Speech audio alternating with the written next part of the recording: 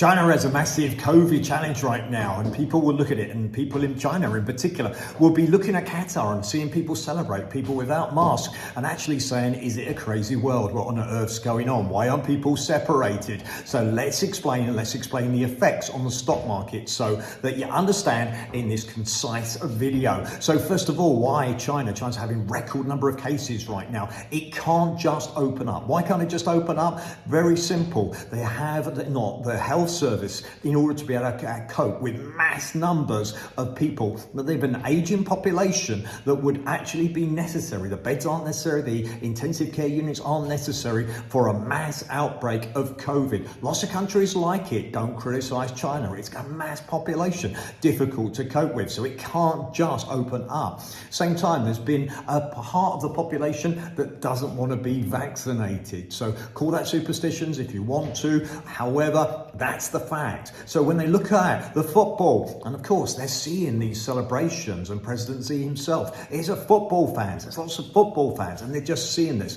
And I've seen it as a CEO where I've been in a country that's had restrictions, and you're looking at another country and they're all partying and having fun. Okay, well, that's what the world's been like, and it's going to continue to some extent. China and its various lockdowns are going to continue through most of 2023. In other words, it's going to take time for them actually to be able to get through this particular crisis. It affects stock markets. Why?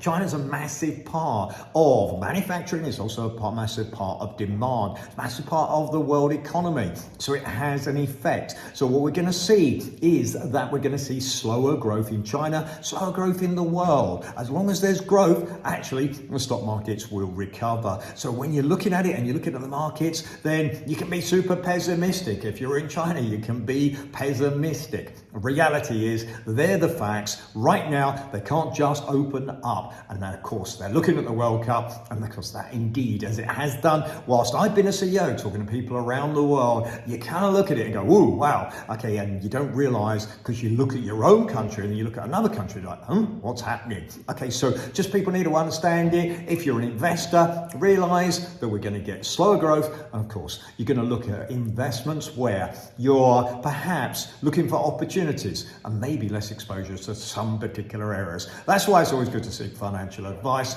And that's why you look at companies that will actually be in the right position to be able to continue to work whatever happens in the world. In other words, you're looking at things like pharmaceuticals, things that are going to continue regardless. Please like and share the video. Okay, it's concise, and I'll try and make sure that I keep people up to date with what's happening in the stock markets and what you need to do to be successful.